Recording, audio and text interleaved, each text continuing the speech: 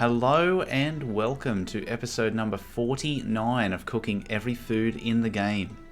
I stood in this exact spot 48 episodes ago for episode 1, my first ever old school RuneScape YouTube video, and we bonked a cow and cooked some meat. Here we are, 48 episodes later for episode 49, the penultimate episode of Cooking Every Food in the Game, where we are once again starting by bonking a cow.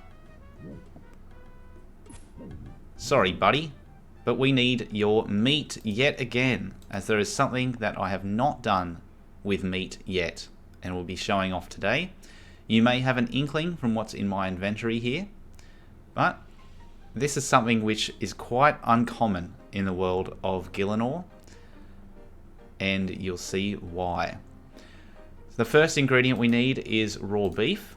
If we head back to our favorite kitchen and go into the basement to visit the Culinaromancer's chest, we can purchase ourselves a lovely ripe tomato. Right, so let's buy ourselves a nice tomato. Excellent, 4 GP well spent, and head back up to our favorite range. We've cooked so many things on this range over the course of the series, and this may be the final one. Raw beef on the cooking range to make cooked meat.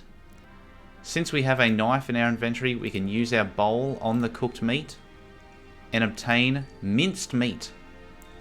Something that is absolutely not cooked in old school RuneScape. And the same thing goes for chopped tomato. This can be made in the process of making some things we've made in the past, like kebabs and our various potato toppings. However, when I cooked that in that episode, I added the onion to the bowl first, and you can add the tomato to the bowl first, as we've done here, and go along that process. But we're using these for a different purpose today. You can see we also have gnome spice and spice, or human spice, in our inventory. And it doesn't matter which one of these we use, we can turn our minced meat, using the gnome spice on it, into spicy minced meat. Next, we can use our human spice or gnome spice, it doesn't matter, on our chopped tomato to obtain spicy tomato. Now, what these foods are used for, in addition to healing if you want to eat them yourself, is chinchompa bait, and that's why we have box traps in our inventory. Now first, if we open our scrollbook here and go to the Piscatoris teleport, we can run to the Chinchompa hunter area. And so if you're an avid hunter, you may be familiar with these chinchompas, or if you've used them to train ranged or what have you. And they're very commonly caught by simply laying down a box trap and waiting for one of the suckers to get trapped in it. Now we'll lay a couple of traps here. What you might not know is that you can actually bait the chinchompas. Right, so if we lay a box trap and use our spicy tomato on our box trap, we have now actually baited that box trap there. And you can see up here that we've actually caught a chinchompa without even needing to bait our box trap. Here we go. Chinchompa enters the box there, and we have caught it using our bait. And that is exactly why these foods are not often cooked or used, because as you can see, they are not stackable in our inventory, and we caught a chinchompa just fine without the use of the bait. Right, so the spicy tomatoes though are used for these grey chinchompas.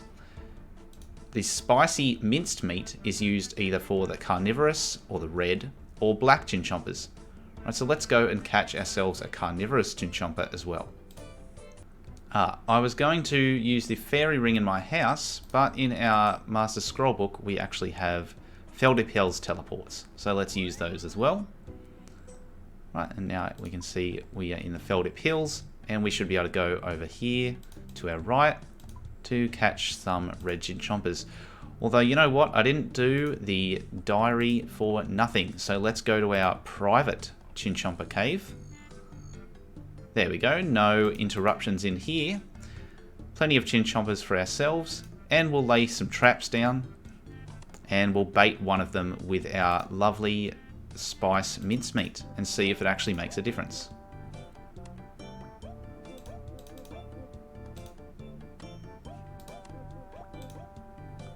Right, let's use our spicy mincemeat on our box trap there. See if the carnivorous chinchompas are instantly drawn to it. And it looks like our non-baited traps are already... Oh wow. So our non-baited traps caught chinchompas just fine, and our baited trap was the only one out of the 3 to actually fail. Yet another example of why these foods are rarely cooked and rarely used. If they were stackable, and they drastically increase the chance of catching the chinchompa, maybe they would be used more often. So perhaps this is a bit of a call to Jagex to maybe look at these spicy tomato and spicy mincemeats and perhaps update this for everyone.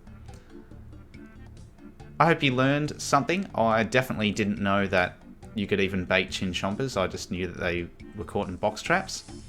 And I hope you've learned something over the course of the series. If you're new here, please check out the playlist and go back and go through this amazing journey.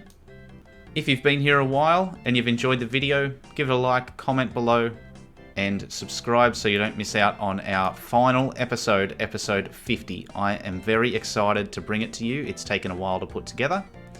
But until then, I'll see you next time.